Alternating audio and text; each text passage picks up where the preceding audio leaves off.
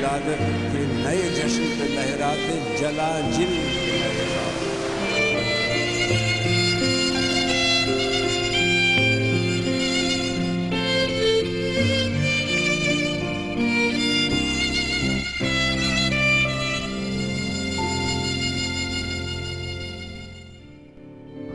شہر کے گوشوں میں ہیں بکھرے ہوئے پا شکستہ سر بریدہ خواب جن سے شہر والے بے خبر.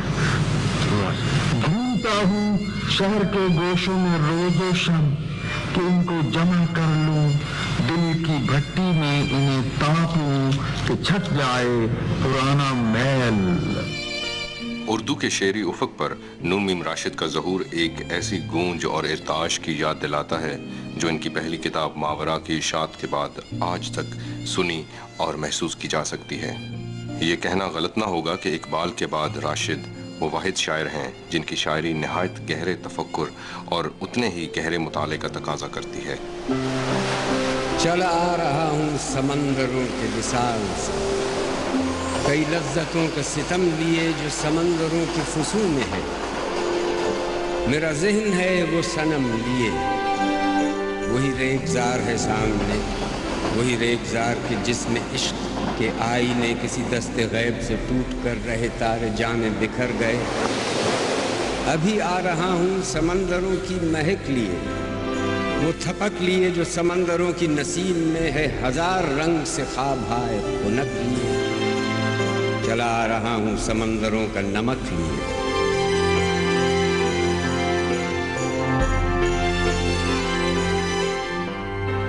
نون میم راشد 1 اگست 1910 کو گجرانوالہ کے ایک قصبے علی پور چٹھا میں پیدا ہوئے. قیام پاکستان سے پہلے اس قصبے کا نام اکال گڑھ تھا. راشد کی پیدائش کے وقت اس قصبے کی آبادی 3000 کے قریب تھی. اس زمانے میں یہاں مولویوں کا ایک خاندان آباد تھا جس کا شمار اکابرین شہر میں ہوتا تھا. یہ لوگ قوم کے جنجوع تھے اور ان کا ذریعہ معاش دینی تعلیم تھا. راشد صاحب کے والد جناب فضل الہی چشتی کا تعلق بھی اسی خاندان سے تھا. وہ محکمہ تعلیم سے وابستہ تھے. ان کے 2 بیٹے نظر محمد اور فخر محمد تھے. انہی نظر محمد نے بعد میں نون میم راشد کے نام سے اپنی شعری صلاحیتوں کے ذریعے دنیا ادب میں اپنی شناخت کرائی. راشد صاحب کی شاعری عام پسند شاعری نہیں، محض اس لیے نہیں کہ اس میں روایتی اسالیب بیان سے انحراف کیا گیا ہے، بلکہ اس لیے بھی کہ اس میں معنوی اعتبار سے بھی ایک ایسا انحراف پایا جاتا ہے جسے قبول کرنا آسان نہیں. راشد صاحب نے جو اقتصاب کیا روایت سے وہ بہت پیچیدہ انداز میں کیا. براہ راست انہوں نے نہیں لیا بلکہ اس کو چھان کر اور اس کا ایک ٹریٹمنٹ کر کے پھر اپنی ذات کے اندر اس کو اتار کے انہوں نے اقتصاب کیا ہے. ان کے ہاں ایک شکل رقص کی سی ہے. لب بیاباں بوسے بھیجاں کون سی الجھن کو سلجھاتے ہیں ہم. صبح کے سینے میں نیزے ٹوٹے اور ہم رات کی خوشبوؤں سے بوجھل اٹھے. ہم محبت کے خرابوں کے مکین، وقت کے طول المناک کے پروردگار ہیں. ایک تاریک ازل نور ابد سے خالی. راشد صاحب کی ابتدائی شعری تربیت میں ان کے والد راجہ فضل الہی چشتی صاحب نے اہم کردار ادا کیا. وہ خود تو شعر کم ہی کہتے تھے مگر ان کا شعری ذوق بہت اچھا تھا. غالب اور اقبال سے راشد نے اپنے والد کے ذریعے تعارف حاصل کیا. راشد نے ابتدائی تعلیم علی پور چٹھا ہی میں حاصل کی اور یہیں سے انہوں نے 1926 میں میٹرک کا امتحان پاس کیا. 1928 میں راشد نے گورنمنٹ کالج لائل پور سے انٹرمیڈیٹ کا امتحان پاس کیا. یہاں ان کے مضامین انگریزی اور اردو کے ساتھ ساتھ فلسفہ، تاریخ اور فارسی تھے. انٹرمیڈیٹ کے دوران ان کا ادبی سفر جاری رہا اور کالج کے رسالے بیکن کے ایڈیٹر کی حیثیت سے انہوں نے نظموں کے ساتھ ساتھ کچھ مضامین انگریزی میں بھی لکھے. انٹرمیڈیٹ کے بعد راشد صاحب نے گورنمنٹ کالج لاہور، جو موجودہ گورنمنٹ کالج یونیورسٹی ہے، میں BA میں داخلہ لیا. یہاں ان کے مضامین انگریزی، اقتصادیات اور فارسی تھے. راشد نے اسی کالج سے بعد میں اقتصادیات یعنی اکنامکس میں MA کی ڈگری لی. گورنمنٹ کالج کی ادبی فضا کا راشد کے تخلیقی عمل پر گہرا اثر نظر آتا ہے. یہاں انہوں نے کالج کے مشاعروں میں ادبی سے حصہ لیا، کئی انعامات حاصل کیے اور راوی کے اردو حصے کے ایڈیٹر ہوئے. گورنمنٹ کالج کی فضا ان کو پالش کرنے کا ذریعہ بنی. ایک تو یہ کہ وہاں پطرس بخاری تھے ان کے اساتذہ میں، اور وہ ان کی بہت حوصلہ افزائی کرتے تھے. ان کی ایک اردو مجلس تھی، اس میں باقاعدہ راشد شریک ہوا کرتے تھے. اسی طرح سے راوی جو رسالہ ہے اس میں یہ نائب مدیر بھی رہے اور پھر مدیر بھی رہے. گورنمنٹ کالج لاہور سے راشد صاحب کا ساری عمر ایک خاص تعلق رہا، جس کے حوالے سے اپنی ایک خواہش کا اظہار انہوں نے اپنے دوست عبداللہ حسین سے بھی کیا. وہ چاہتے تھے کہ گورنمنٹ کالج میں جہاں وہ پڑھا کرتے تھے وہاں پر ان کی کوئی تختی لگ جائے کہیں پر، بس یہ ان کی ایک خواہش تھی. وہ تو اب میرا خیال ہے لگی گئی ہے. گورنمنٹ کالج لاہور میں نہ صرف راشد کے نام کی تختی موجود ہے بلکہ ان کی بیاض اور استعمال کی دوسری اشیاء بھی محفوظ کی گئی ہیں، جس میں ان کا ہر دل عزیز ٹائپ رائٹر بھی موجود ہے جو ان سے پہلے ان کے پسندیدہ ترین افسانہ نگار سعادت حسن منٹو کے استعمال میں رہا.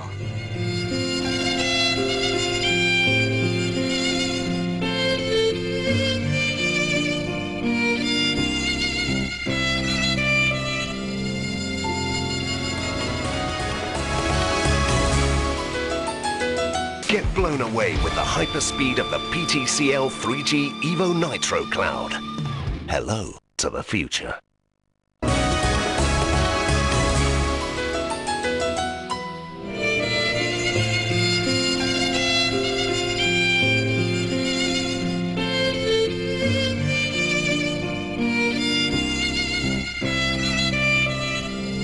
آزاد نظم بات کہنے کا وہ پیرایا ہے جہاں کہنے والا اپنے خیال کے تسلسل کو سب سے زیادہ اہمیت دیتا ہے. اس کے نزدیک یہ بات اہم نہیں ہے کہ پیرایا کیسا ہے، پیمانہ کیسا ہے، یہ نہیں ہے کہ اس میں وزن نہیں ہوتا. ردیف اور قافیے کی عدم موجودگی سے یہ ثابت نہیں ہوتا کہ کہیں سے نظم کی حیت میں بد نظمی پیدا ہو رہی. نظم اپنی جگہ تنظیم کے ساتھ آگے چلتی، وزن اس کا برقرار رہتا ہے، لیکن خیال کو اپنی جگہ سالمیت کے ساتھ قائم رکھنا بہت ضروری ہے. میں وزن کا دشمن نہیں ہوں جیسے بعض لوگ سمجھتے ہیں، لیکن نہیں، مجھے یہ نظر آیا کہ میرے لیے ایک وسعت موجود ہے اور ایک نیا رستہ موجودہ خیالات کے اظہار کے نئے جو خیالات آ رہے تھے، نئے مشاہدات تھے، نئے محسوسات تھے، ان کو بیان کرنے کا ایک نیا ذریعہ ہمارے ہاتھ لگ گیا. پہلے بھی تو گزرے ہیں دور نارسائی کے، پھر بھی یہ سمجھتے ہو ہیچ آرزو مندی، یہ شب زباں بندی ہے رہے خدا بندی. تم مگر یہ کیا جانو، لب اگر نہیں ہلتے ہاتھ جاگ اٹھتے ہیں، ہاتھ جاگ اٹھتے ہیں راہ کا نشان بن کر، نور کی زباں بن کر ہاتھ بول اٹھتے ہیں صبح کی اذان بن کر. راشد نے اپنے خیال کے اظہار کے لیے آزاد نظم کا انتخاب کیا اور ایک اندازے کے مطابق انہوں نے اپنی پہلی نظم جرأت پرواز 1932 میں لکھی. یہ جو آزاد نظم کا قصہ ہے، ادب کی تاریخ میں بہت سے لوگوں نے ایک آدھ دو نام اور بھی لیے ہیں، تصدق حسین خالد اور ان کے زمانے میں دو ایک لوگ، مگر آزاد نظم کو اردو شاعری میں جس نے قائم کیا اور راسخ کیا وہ نون میم راشد ہیں. راشد وہ پہلا شاعر ہے میری نظر میں کہ جس نے آزاد نظم کو اپنی باطنی، اپنی اندرونی ضرورت کے تحت استعمال کیا. یوں لگتا ہے کہ ان کی شاعری اپنے موضوعات کے لیے خود آزاد نظم کی حیت چن کر لائی. زندگی سے ڈرتے ہو، زندگی تو تم بھی ہو، زندگی تو ہم بھی ہیں.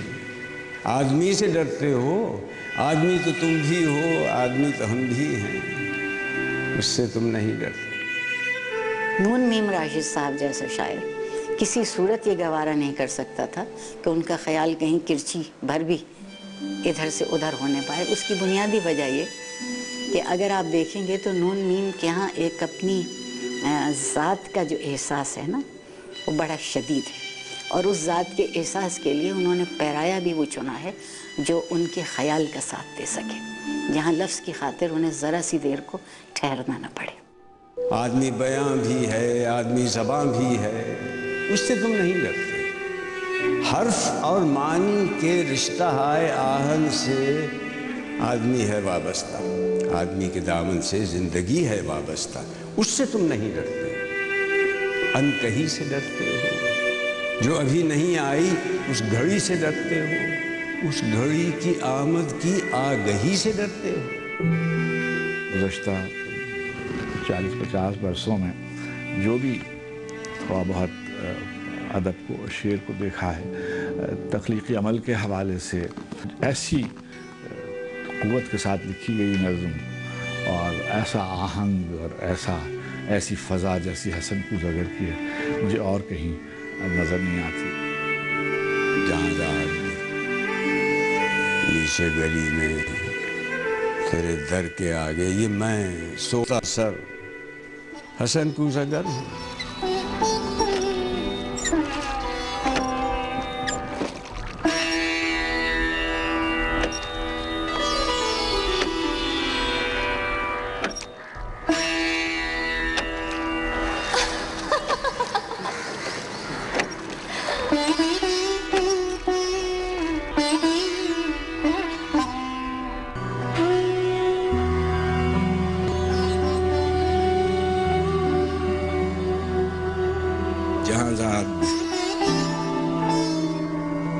نیچے گلی میں تیرے در کے آگے، یہ میں سوختہ سر حسن کوزگر۔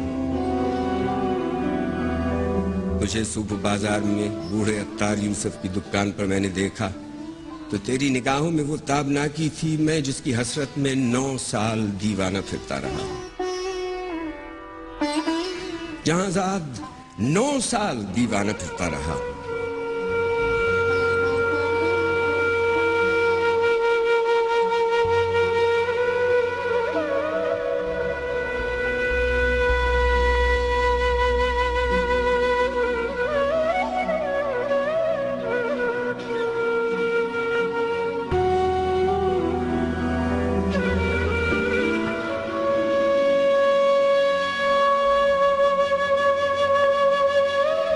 یہ وہ دور تھا جس میں میں نے کبھی اپنے رنجور کوزوں کی جانب پلٹ کر نہ دیکھا۔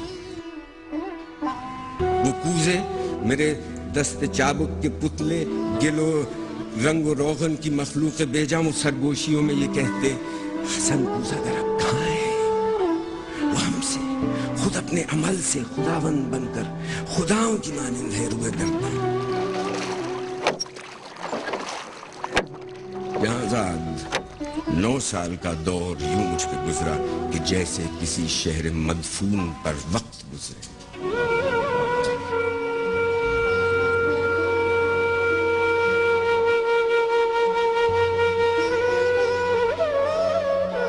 تغاروں میں مٹی کبھی جس کی خوشبو سے وارفتہ ہوتا تھا، میں سنگ بستہ پڑی تھی۔ سراہی و مینا و جام و سبو اور فانوس و گلداں میری ہیش مایا معیشت کے اظہار فن کے سہارے شکستہ پڑے تھے۔ میں خود، میں حسن کوزگر پا بگل، خاک سرگور برینا، سر چاک، جولی دمو، سربزان، کسی غمزدہ دیوتا کی طرح واہمے کے گلولا سے خوابوں کے سیال کوزے بناتا رہا۔ جہاں زاد 9 سال پہلے تو ناداں تھی، لیکن تجھے یہ خبر تھی کہ میں نے، حسن کوزگر نے، تیری قاف کی سی افقتاب آنکھوں میں دیکھی ہے وہ تابناکی کہ جس سے میرے جسم و جاں ابر و مہتاب کا رہگزر بن گئے۔ جہاں زاد اس دور میں روز، ہر روز وہ سوختہ بخت آ کر مجھے دیکھتی، چاک پر پابگل سربزانوں تو شانوں سے مجھ کو ہلاتی، وہ شانوں سے مجھ کو ہلاتی، حسن کوزگر ہوش میں آ، حسن اپنے ویران گھر پر نظر کر، یہ بچوں کے تنور کیوں کر بھریں گے؟ حسن اے محبت کے مارے محبت امیروں کی بازی، حسن اپنے دیوار و در پر نظر کر۔ زمانہ جہاں زاد وہ چاک ہے جس پہ مینا اور جام و سبو اور فانوس و گلداں کے مانند بنتے بگڑتے ہیں انسان۔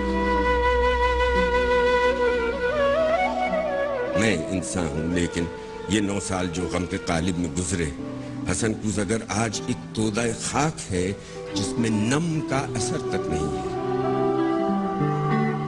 جہاں ذات بازار میں صبح عطار یوسف کی دکان پر تیری آنکھیں پھر ایک بار کچھ کہہ گئی ہیں، ان آنکھوں کی تابندہ شوخی سے اٹھی ہے پھر تودہ خاک میں نم کی ہلکی سی لرزش۔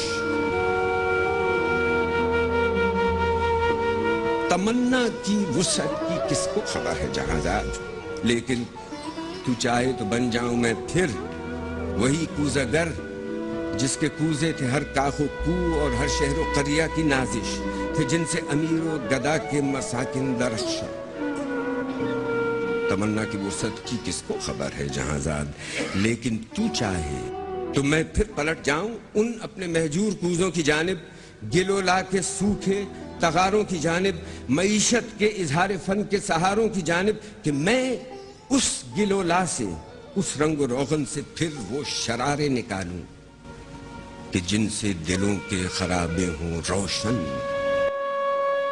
حسن کوزاگر ان کے لیے ایک تخلیقی انسان ہے۔ کوزاگری آپ سمجھیں کہ ایک سمبل ہے جو ایک طرف آئنسٹائن کے کام کو بھی کوالیفائی کرتی ہے، دوسری طرف کارل مارکس کے کام کو بھی کوالیفائی کرتی ہے، تیسری طرف دوستویفسکی جیسے ناولسٹ کو، یعنی انسانی جوہر مختلف شکلوں میں ظاہر ہوتا ہے۔ تو اس جوہر کے لیے انہوں نے کوزاگری کی یعنی سمبل استعمال کی، اور پوری نظم میں انہوں نے یہ بتایا ہے کہ کیا کیا چیزیں ہیں جو کوزاگری کی راہ میں رکاوٹ بن جاتی ہیں۔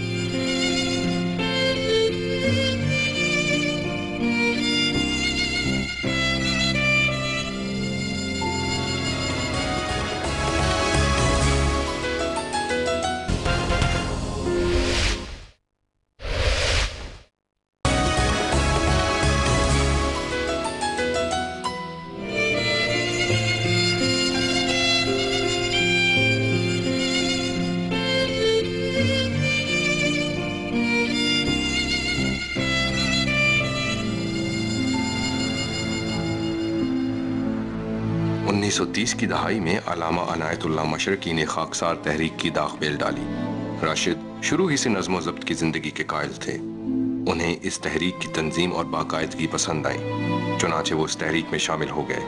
راشد دل سے یہ سمجھتے تھے کہ خاکسار تحریک ہی وہ تحریک ہے جو ہندوستان کے مسلمانوں کو آزادی دلا سکتی ہے اور ان کے دلوں میں زندگی کی گرمی پیدا کر سکتی ہے۔ لیکن جلد ہی انہیں یہ احساس ہوا کہ خاکسار تحریک کا نظام صرف آمر ہی پیدا کر سکتا ہے، عوام کا زندگی سے ناطہ نہیں جوڑ سکتا، چنانچہ بددل ہو کر اس تحریک سے الگ ہو گئے۔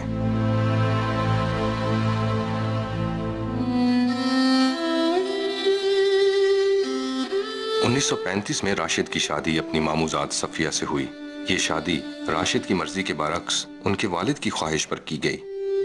راشد کے 6 میں سے 5 بچے اسی بیوی میں سے تھے۔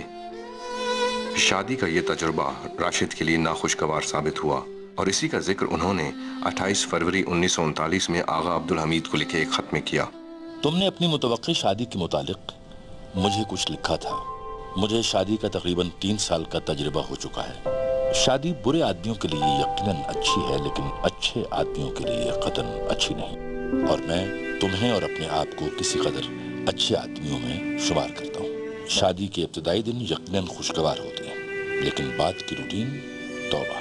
میں اپنے معاملے میں شادی اور کلرکی کو چکی کے 2 پارٹ سے زیادہ نہیں سمجھتا۔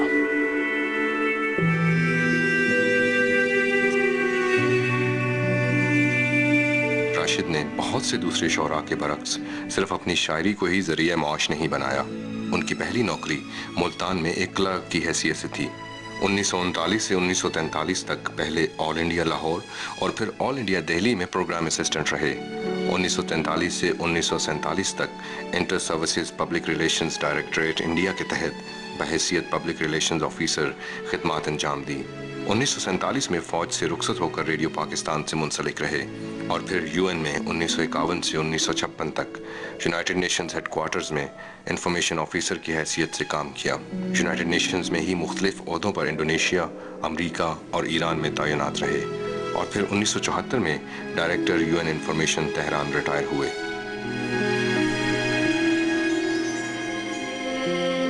ان کے تخلیقی سفر کے کچھ پڑاؤ ہیں۔ اگر موٹی سی تقسیم کریں تو ہم یہ کہہ سکتے ہیں کہ یہ 4 پڑاؤ ہیں. ایک ماورا ہے، دوسرا ایران میں اجنبی ہے، تیسرا لامساوی انسان ہے، اور چوتھا گما کا ممکن ہے. اگر آپ ان ناموں پہ بھی غور کریں تو گریجولی فلسفیانہ انداز نظر بڑھتا ہوا آپ کو نظر آئے گا، کیونکہ ماورا اور ایران میں اجنبی نسبتاً سادہ نام ہے، اور لامساوی انسان اور گما کا ممکن ان میں تھوڑا سا تفکر اور فلسفہ اور ایک اور ہی دنیا جو ہے اس کا ہمیں پتہ چلتا ہے. راشد صاحب کے کل 4 شعری مجموعے ہیں، جن میں ماورا، ایران میں اجنبی، لامساوی انسان اور گما کا ممکن شامل ہیں، جن میں راشد اپنے عہد کے تصور مذہبیت، معاشرت اور اسلوب سیاست سے سخت نامطمئن دکھائی دیتے ہیں. سر وادی سینا اور میرے دل میرے مسافر اور غبار ایام، یہ یعنی سر وادی سینا کے بعد کے جو دونوں مجموعے ہیں ظاہر فیض کے مجموعے ہیں، بہت اہم مجموعے ہیں اردو ادب کی تاریخ اور شاعری کی تاریخ کے، مگر ان کے مقابلے میں نسبتاً مختلف ہیں. جبکہ راشد کے ہاں آپ دیکھیں گے کہ ماورا سے لے کر گمان کے ممکن کا سفر جو ہے وہ ارتقاء کا سفر ہے. راشد صاحب کا تیسرا مجموعہ لامساوی انسان الجبرائی مساوات معلوم ہوتا ہے، اور اس کی وضاحت انہوں نے اس مجموعے کی ابتدائی کچھ صفحات میں کی ہے. میں اپنے تیسرے مجموعے کا نام لامساوی انسان رکھنا چاہتا ہوں. شاید آپ کو یہ نام کسی قدر الجبرائی سا معلوم ہو، لیکن میری مراد یہ ہے کہ زندگی کی مساوات میں انسان ایک گمشدہ ہندسہ ہے، جس کی قیمت معلوم کرنے کی کوشش میں لا کی اصل قیمت تو شاید کبھی معلوم نہ ہو سکے، لیکن حساب کی اس مشق میں ہم سب کے لیے لذت ہے اور یہ اپنا اجر آپ ہے. کوئی شاعر ایسے ہیں جن کے ہاں سیاسی معاملات بہت ڈومیننٹ ہیں، جیسے فیض ہیں، لیکن ان کے ہاں حیات و کائنات کے بڑے مسائل نہیں ہیں. یا مجید امجد ہیں جن کے ہاں حیات و کائنات کے بڑے مسائل ہیں لیکن اپنے عصر کے مسائل نہیں ہیں. راشد کے ہاں وہ ہمیں ہم آہنگی نظر آتی ہے کہ وہ یعنی زمین سے لے کے آسمان تک کے جتنے بڑے بڑے انسانی مسائل ہیں ان کو پیش نظر رکھتے ہیں، اور ایک ایسی تخلیقی ہم آہنگی میں ان کو پیش کرتے ہیں کہ وہ ہماری روح کا حصہ بن جاتے ہیں.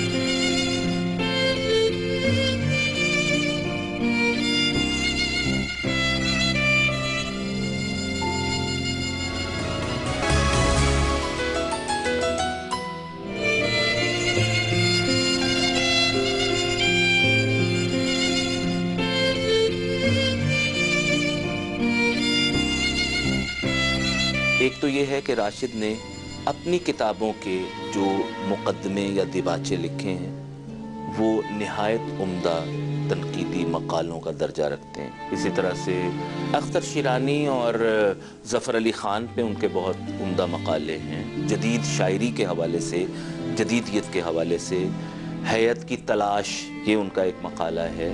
آگ کا دریا پہ ان کا نہایت عمدہ ایک مقالہ موجود ہے. ماہنامہ نصرت لاہور میں قرۃ العین حیدر کی کتاب آگ کا دریا پر چھپنے والے ایک مقالے میں لکھتے ہیں، یہ ایک جدید ذہن کی تخلیق ہے جو جدت زدہ نہیں ہے، جدت آفریں ہے، جس میں ایک طرف نئی دنیا کا فکر و شعور موجود ہے اور دوسری طرف ماضی کے صنم خانوں سے وہ گہری شناسائی جو ہر تماشائی کا حصہ نہیں ہوتی. آگ کا دریا محض ایک استعارہ یا علامت نہیں، یہ لمبا میلے حوادث ہے جس سے ہم ڈوب کر نکلے. وقت اس بڑی کہانی کا موضوع ہے اور 25 صدیوں کے افکار و حوادث پر مصنفہ کی ذہنی گرفت حیرت انگیز معلوم ہوتی ہے.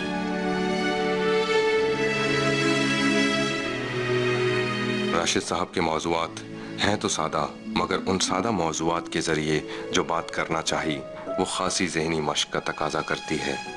کہیں انہوں نے ایک کوزاگر کے ذکر سے انسان کی تخلیق کی گتھی کو سلجھانے کی کوشش کی ہے، تو کہیں خوابوں کے ذریعے انسانوں کو جگانے کی کوشش کی ہے. خواب لے لو خواب، صبح ہوتے چوک میں جا کر لگاتا ہوں صدا. خواب اصلی ہے کہ نقلی، یوں پرکھتے ہیں کہ جیسے ان سے بڑھ کر خوابداں کوئی نہ ہو. خواب گر میں بھی نہیں، صورت گرے سان ہوں بس. ہاں مگر میری معیشت کا سہارا خواب ہے. شام ہو جاتی ہے، میں پھر سے لگاتا ہوں صدا. خواب لے لو مفت لے لو، مفت ये सोने के ख्वाब मुफ्त सुनकर और डर जाते हैं लोग और चुपके से सरक जाते हैं लोग। देखना ये मुफ्त कहता है, कोई धोखा न हो, ऐसा कोई शोबदा पिन्हा न हो, घर पहुंचकर टूट जाएं या पिघल जाएं ये ख्वाब, भक्से उड़ जाएं कहीं या हम पे कोई सेल कर डाले ये ख्वाब। जी नहीं किस काम के इस बूढ़े अनजाने कबाड़ी के ये ख्वाब।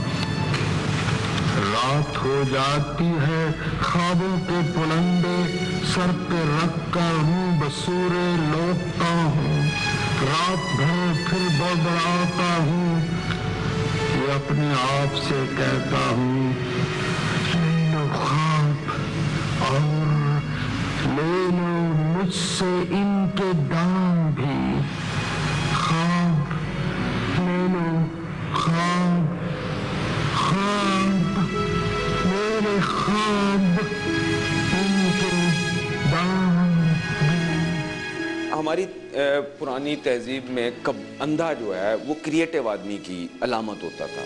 यानी ये तस्वर किया जाता था कि जो फितरत है या कुदरत है उसने उससे ज़ाहिरी जो उसकी देखने की या बसारत है वो छीन लिया है और उसे कुछ और क़ुव्वतें अता कर दी हैं जो अमूमन क्रिएटिव समझी जाती थी। अब वो अंधा कबाड़ी उन्होंने एक सिंबल बना दी जो ख्वाब बेचता है। मुराद क्या है? लोग ख्वाब लेने के लिए तैयार नहीं है। इसका मतलब यह है कि मुआशरा इतना अनक्रिएटिव हो गया है कि उसके अंदर क्रिएटिविटी की ख्वाहिश या आरजू या तमन्ना या ख्वाब ही पैदा नहीं होता।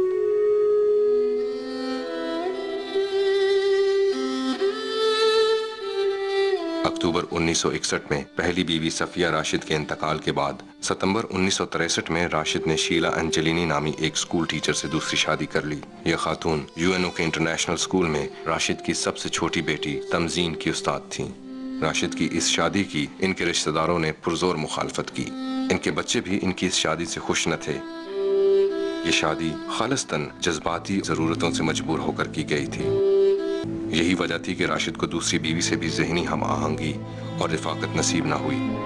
राशिद का अगरचे अपने बच्चों से ज़्यादा राब्ता नहीं रहा, लेकिन उन्हें अपने बच्चों से बहुत मोहब्बत थी। दूसरी शादी पर इनके बच्चों ने खूब मुखालफत की और वो राशिद से मज़ीद दूर हो गए। मगर राशिद बच्चों के बारे में बहुत फिक्रमंद रहते थे। अपने एक दोस्त अमीन हज़ीम को 10 मार्च 1973 में एक ख़त में ज़िक्र करते हैं। शहरयार आजकल पेरिस में है। वो पाकिस्तान के सफारत खाने में 3rd सेक्रेटरी की हैसियत से काम कर रहा है। वो अपनी शादी से खुश लगता है और मैंने भी इस बात को ज़्यादा अहमियत नहीं दी कि उसने क्यों मुझे शादी में शरीक न किया या इजाज़त न ली या इत्तला नहीं की। कुछ तो ज़माना बदल गया है और कुछ माँ बाप की खैरियत इसी में है कि वो औलाद के मामलात में ज़्यादा दखल न दें। उसकी बीवी इफ़्फ़त उसकी क्लास फेलो है। खुदा करे दोनों बाहम खुश रहें और उनकी शादी दोनों के लिए मुबारक साबित हो।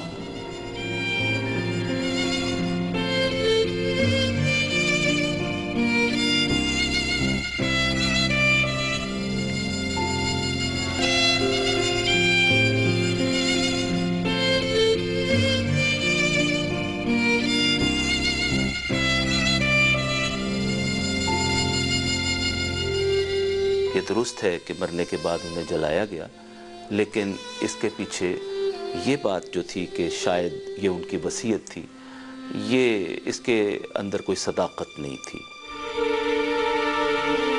10 अक्टूबर 1975 को राशिद साहब ने 65 साल की उम्र में इंग्लिस्तान में वफात पाई। राशिद की वफात के बाद उनके जिस्दे खाकी को जलाने के हवाले से मुतज़ाद मालूमात मिलती हैं। उनकी बीवी शीला के मुताबिक ये राशिद साहब की वसीयत थी, जबकि इसका कोई तहरीरी सबूत मौजूद नहीं।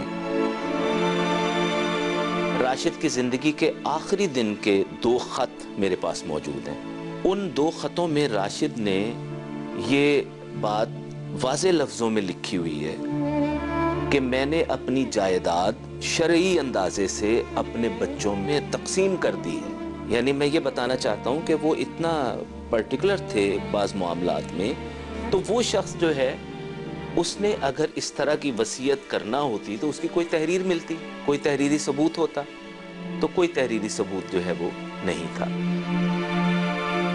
शीला के मुताबिक अपने ससुर को नजर आतिश होता देखकर राशिद ने कहा था what a clean way to dispose of। लिहाजा राशिद को भी शीला की खानदानी रिवायात के मुताबिक बरकी भट्टी में नजर आतिश किया गया। अलबत्ता राशिद ने भी अपने दोस्तों से इस ख्वाहिश का इजहार किया था। मैंने पूछा कि क्यों भाई, आप क्यों आग में जलना चाहते? कहते हैं, वो कहने लगे कि ये बहुत करीब, बहुत साफ सुथरा अमल है ये।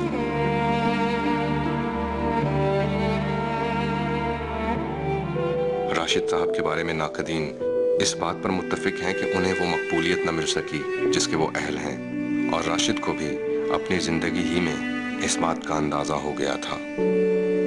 नीम मजाकन कहने लगे, भाई देखो, फैज को लोग फैज साहब कहते हैं और मुझे नून मीम राशिद कहते हैं। मैं हंसने लगा। मैंने कहा, जनाब ये तो मेरे साथ भी यही वाक़या है। इंतज़ार हुसैन को लोग इंतज़ार साहब कहते हैं, मुझे अब्दुल्ला हुसैन कहते हैं। तो कहने लगे, अच्छा हम दोनों एक ही कश्ती में सवार हैं। मैंने कहा, जी हाँ, लगता तो यही है। कहने लगे, ठीक है, फिर हम दोनों कभी मकबूल आम नहीं होंगे। हमारी 50वीं बरसी पे कोई याद कर लेगा फिर हमें, और हो सकता है फिर हम मकबूल आम हो जाए। राशिद को समझने के लिए एक पुख्तगी चाहिए, उसके लिए वो एक जुमूद जो है वो तोड़ना पड़ता है। उन्होंने खुद भी कहा कि अपने ये जो जज्बाती जुमूद है उसको तोड़ दें मुझे समझने के लिए, तो वो तोड़ना पड़ता है। उसके लिए एक कोशिश चाहिए, उसके लिए एक कोशिश चाहिए, और वो अपना दरवाज़ा इतनी आसानी से खोलते नहीं है। उसके लिए एक बुलूगत और पुख्तगी चाहिए राशिद समझने के लिए। और फिर उसका जो नतीजा है वो भी भरपूर है ना, यानी उससे जो हासिल होता है, अगर आप पहाड़ पर चढ़ जाएं तो बस जो मंजर नज़र आता है वो भी तो कमाल की चीज़ है। तो मेहनत तो है उसमें, उनकी ज़बान और उनके यहाँ इबाम, और मुझे ये कहने में कोई बात नहीं है कि उनके यहाँ हर तरह का इबाम है। मुबहम इस एतबार से एक बात समझ में नहीं आती बात कि क्या रहे हैं, और मुबहम इस एतबार से कि कई माने निकलते चले जाते हैं, ये भी मफहूम हो सकता है, ये भी हो सकता है, ये भी हो सकता है। तो दोनों तरह का इबाम उनके यहाँ मौजूद है, तो उनको सर करना पड़ता है, उनकी दहलीज में कोशिश करके जाना पड़ता है। अजदहा में इंसान से फर्द की नवा आई, ज़ात की सदा आई, राह शौक में जैसे राह रो का खून लपके, आदमी छलक उठे, आदमी हंसे देखो, शहर फिर बसे देखो, तुम अभी से डरते। ये जो आसानी से समझ आ जाने वाले शायर हैं, इनको पढ़ने में भी कोई हर्ज नहीं है, लेकिन ये हमें रास्ते तक नहीं पहुंचाते, हमें उस मंजिल का पता ये नहीं देते। मंजिल का पता देने वाले शायर हैं मीर, गालिब, इकबाल और नून मीम राशिद। उर्दू में जो मॉडर्न सेंसिबिलिटी है या जदीद तर्ज़ एहसास है या मॉडर्निज़म या जदीदियत की जो तहरीक है, उसका एक अजीम नाम नून मीम राशिद हैं। राशिद को पढ़ने के बाद लगता है जैसे कायनात बदल गई, दुनिया बदल गई। उसने निकलिए तो कुछ दुनिया बदल जाती, इतना असर उसका होता है। तो नहीं कि मैंने कोई एक किताब पढ़ ली और कहा कि इसमें जो फलसफा बयान हुआ है मैं इसका तर्जुमा शायरी में करूँ, ये तो नहीं हुआ। लेकिन मालूम नहीं कहाँ से कैसे असरात आए, और उसमें गालिबन मेरे उस्तादों का भी कुछ हिस्सा होगा, स्कूल के उस्तादों से लेकर यूनिवर्सिटी के उस्तादों तक, मेरे दोस्तों का, मेरे अजीजों का, मेरे मिलने जुलने वालों का, सभी का एक हद तक हिस्सा होगा, जिसमें एक फलसियाती तर्ज फिक्र मुझे दिया। एक बात हम राशिद के मुजरिम हैं कि हमें जितना राशिद को पढ़ना चाहिए और जितना समझना चाहिए वो हम नहीं समझते।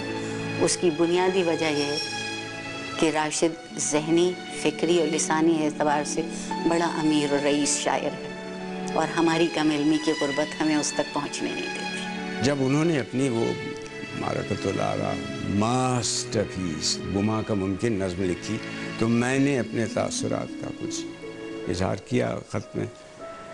तो उनके जो जवाब का एक फ़िक्रा ये था कि तजरीदी नज़्म को की तजरीदी पेशकश के जिसके तुम और हम कायल हैं, वो कितने लोग समझ सकते हैं। اور اسی خط کے 3-4 سطریں میں آپ کو ضرور سنانا چاہتا ہوں. مجھے یہ بتاؤ کہ بہت سی اردو شاعری کس کام کی چیز ہے؟ کیا اکثر شعر شاعر کا رونا دھونا نہیں؟ کیا ان کا بہترین استعمال عاشقانہ خط و کتابت ہے؟ ان میں کتنے ہیں جو صرف عید کارڈوں اور دسترخوانوں پر لکھنے کے قابل ہیں؟ کتنے اشعار ایسے ہیں جو قاری کو اس دنیا میں لے جائے جہاں وہ خود کو پرکھ سکے، اس کو فکر اور احساس کی رفتیں بخشے؟ تمہارا راشد. مجھے تو راشد صاحب نے بہت سی رفتیں بخشی ہیں. اے میری ذات پھر مجھے ودا کر، مجھے ودا کر.